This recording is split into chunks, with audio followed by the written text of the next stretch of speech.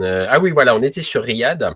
Et donc, le département du Trésor américain étudiait donc le retour d'une vingtaine de banques russes au système SWIFT. Et donc, possibilité d'utiliser à nouveau les cartes Visa et Mastercard. Alors, ça n'a pas été confirmé par la Fédération de Russie, mais en tout cas, l'idée a été lancée donc lors du sommet à Riyad. Alors après, il y a Donald Trump qui a lancé une déclaration, je crois que c'était hier, où il disait que il verrait bien donc lui la paix, les négociations finales de la paix en 8 jours. Alors, est-ce que en 8 jours ça paraît réel? Je ne sais pas. D'un point de vue de Donald Trump, pourquoi pas? Alors après, bon, faut voir parce que le président Poutine va émettre effectivement un certain nombre de conditions. Donc voilà. Donc pour l'instant, tout ça, c'est de bon augure. Ce qui est moins bien, c'est que l'Europe, on l'a évoqué un peu avec Nicolas tout à l'heure, c'est que nous nous retrouvons avec Emmanuel Macron, Keir Starmer, le premier ministre anglais, et Ursula von der Leyen, qui eux veulent continuer absolument cette guerre insensée en Ukraine, ne veulent absolument pas entendre parler de paix, et les médias, nos médias propagandistes françaises qui tombent, français, pardon, qui tombent de plus en plus dans une bassesse incroyable, se déchaînent sur X et sur Internet. Et alors, une petite anecdote amusante, si tu le permets, Raphaël, c'est il y a 4 jours, BFM TV, j'ai vu la séquence, c'est quand même surréaliste, c'est presque lunaire, nous sort un expert pêché à Épinal, dans les Vosges, là-bas. Le gars devait sortir de son bistrot favori du coin parce qu'il avait manifestement au minima 4 grammes d'alcool dans le sang. Il avait l'air de zozoter. Et alors, à la question de la présentatrice de BFM TV, lui dit, alors en Ukraine, qu'est-ce que vous en pensez? Il faut envoyer des troupes en Ukraine, absolument. Waouh!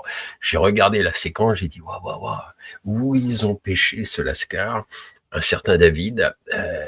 Ils sont vraiment en panne sèche de trouver de véritables experts ou au moins des gens qui tiennent la route.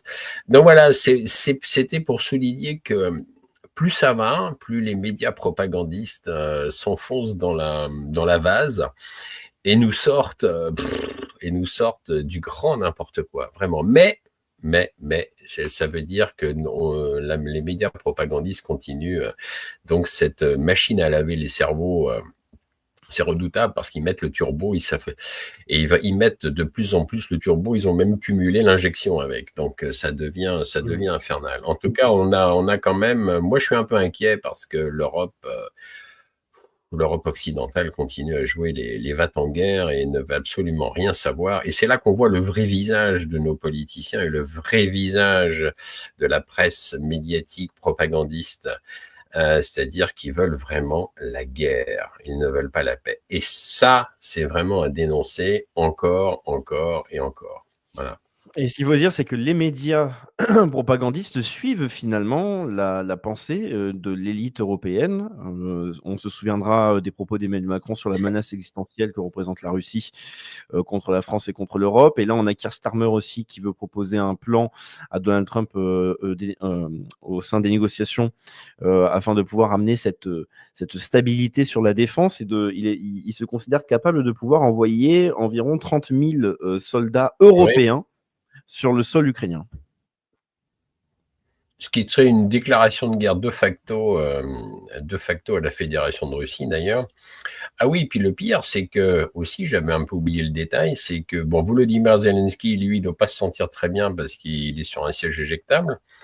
Mais en revanche, il est en train de pousser derrière que l'Ukraine, tout d'un coup, fasse partie de l'OTAN. Et d'ailleurs, le Parce que siège éjectable, il a dit: «Je suis capable de démissionner même. J'accepterai de démissionner et si je démissionne, il faudrait, en contrepartie, la seule contrepartie, ce serait l'adhésion, de l'Ukraine au sein de l'OTAN». ce qui impliquerait, à ce moment-là, une guerre ouverte avec la Fédération de Russie, puisque, comme chacun le sait, à partir du moment où un pays fait partie de l'OTAN, eh bien, s'il y a une attaque réelle ou présumée, tous les autres pays qui sont membres de l'OTAN se doivent de venir en aide directement, militairement parlant, et en approvisionnement aussi de munitions et d'armes, etc., aux pays concernés. Donc, à ce moment-là, on serait vraiment dans une guerre mondiale envers la Fédération de Russie. Et ça, c'est extrêmement dangereux parce que c'est poussé vraiment de l'intérieur, donc des pays de l'Europe occidentale et évidemment de Volodymyr Zelensky. Oui, c'est certain qu'on voit en fait la déconnexion, hein, de cette élite européenne qui souhaite vouloir continuer, mais quelque part, ça souffle le chaud et le froid. C'est-à-dire, ou même il y a un triple ou un quadruple discours, c'est qu'ils sont capables d'expliquer qu'il y a des menaces existentielles et qu'il faut qu'il y ait une préparation militaire. En même temps, ils se plient progressivement et ils se félicitent des négociations qui avancent avec Donald Trump. Et on a même vu des images de ce week-end où on a le président polonais qui a attendu 1 heure et demie devant une porte où derrière se trouvait Donald Trump pour parler simplement une dizaine de minutes avec lui. Donc on voit que les élites européennes se mettent au pas et sont même capables d'attendre, de faire les 100 pas. Il y a les images que l'on peut voir, c'est faire les 100 pas pendant 1 heure et demie pour parler 10 minutes avec Donald Trump, ce qui est quand même assez révélateur. Et ça montre que c'est Oui. les États-Unis qui mènent la danse. Et il faut se souvenir de la conclusion, hein, de cette rencontre à Riyad, c'est que c'était avant tout le fait de pouvoir rétablir les relations et même en fait une collaboration géopolitique entre la Russie et les États-Unis. Et on voit que ça se fait sans l'Europe. Et l'Europe, même si elle peut gesticuler, se met surtout au pas progressivement. Claude, il nous reste quelques minutes. Je pense qu'il serait important de parler du Moyen-Orient et aussi de l'actualité de ce week-end, hein, qui concerne le conflit israélo-palestinien avec la libération des otages et qui là fait beaucoup parler parce qu'on a encore eu des articles qui sont apparus même ce matin qui nous expliquent que Benjamin Netanyahu considère que la paix est fragile et les combats pourraient reprendre à tout moment. Et quand on parle de combat, ça s'appelle les bombardements de Gaza, hein. C'est surtout, c'est pas des combats uniquement contre des forces armées, c'est surtout des civils qui se retrouvent impactés. Donc on a eu des libérations d'otages et avec des images qui ont fait beaucoup parler. On ne sait pas si il y a des commentaires pertinents ou du déni, où on voit des otages israéliens qui étaient, comme d'habitude, hein, on va dire en meilleure forme que les plus de 300 otages palestiniens, parce qu'on parle de 3 otages israéliens. Et d'ailleurs, il faudrait demander à Emmanuel Macron pourquoi Emmanuel Macron prend le temps d'écrire les prénoms des otages israéliens, mais de n'avoir en fait finalement que des numéros pour les Palestiniens. Ce serait un sujet là aussi. Et donc, on a vu cet échange qui s'est réalisé, imposé là aussi par Donald Trump, encore une fois, il faut le rappeler, qui avait mis des pressions. Donc, quel regard sur l'avancée de cette situation et surtout de ce cessez-le-feu qui semble, selon les propos même de Netanyahou, très fragile? Le problème, c'est qu'un cessez-le-feu, c'est pas la paix, hein. Un cessez-le-feu, c'est un cessez-le-feu. C'est-à-dire, ça veut pas dire que les hostilités sont terminées, ça veut pas dire que la guerre est finie. Ça, c'est loin, loin s'en faut. Et c'est vrai que c'est fragile. C'est fragile d'autant plus tant qu'il y aura un Benjamin Netanyahou à la tête d'Israël. Benjamin Netanyahou est un extrémiste, hein. C'est un colonisateur extrémiste. Et donc lui, tant qu'il est à ce poste, tout est à craindre. Et c'est là le grand problème. Donc effectivement, demain, les bombardements à Gaza peuvent reprendre. D'ailleurs, je finis par me demander qu'est-ce qu'il y a encore à bombarder à Gaza, parce que Gaza est quand même un champ de ruines. En revanche, ce qui est à noter quand même, c'est qu'en Cisjordanie, il y a quand même de plus en plus de violence et de plus en plus d'exactions aussi. Et ça, depuis le cessez-le-feu, parce que ça, c'est passé très largement inaperçu.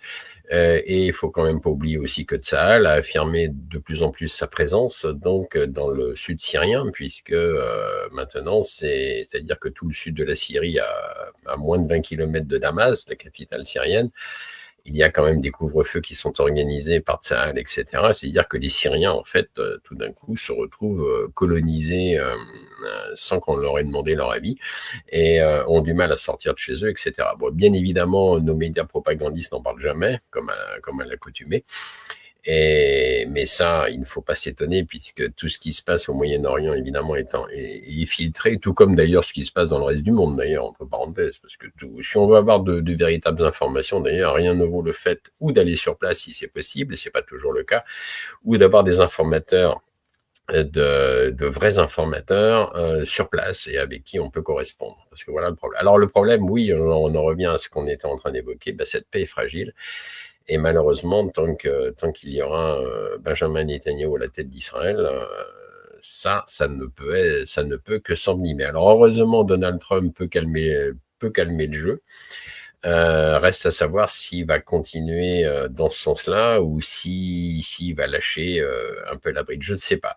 J'avoue que c'est un petit peu compliqué d'avoir des idées claires sur ce sujet. Le Proche-Orient est malheureusement une zone très, très, très fragile où tout ne tient souvent qu'à un fil. Et quand on sait les manœuvres secrètes donc de la CIA, quand même, du Mossad et de tout un tas de services secrets au sein du Proche-Orient, on ne peut qu'être inquiet parce que c'est ça le problème. Le problème, c'est que là-bas, tout peut s'allumer en une fraction de seconde à partir du moment où les services secrets se sont mis d'accord sur des plans et des plans de colonisation, etc., etc.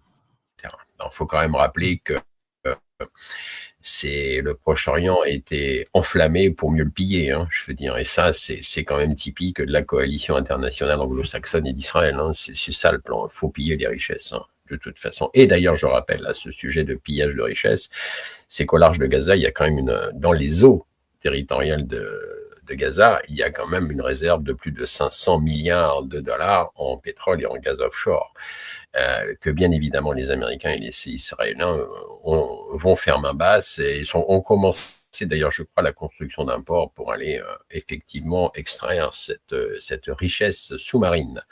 Donc, il faut toujours chercher où va l'argent et c'est malheureux, mais c'est comme ça. Tout comme les puits de pétrole au nord-est de la Syrie, d'ailleurs, continuent à être pillés donc par les Américains sous contrôle de Kurdes, et dont la moitié, faut le savoir, dont la moitié de cette extraction du pétrole, d'ailleurs, sert à alimenter les caisses, je te le donne en mille, de la CIA. Ah, ça c'est intéressant. Voilà. Malheureusement. Pardon, monsieur, je suis confus, j'ai garé mon briquet. On a aussi tendance à jouer avec le feu. Google, qui est une création de la CIA. L'équipe de Géopolitique Profonde vous donne le meilleur de l'actualité brûlante. Mais en échange, on veut un geste de votre part. Merci de ce geste d'amour. On vous le rendra. Ravi.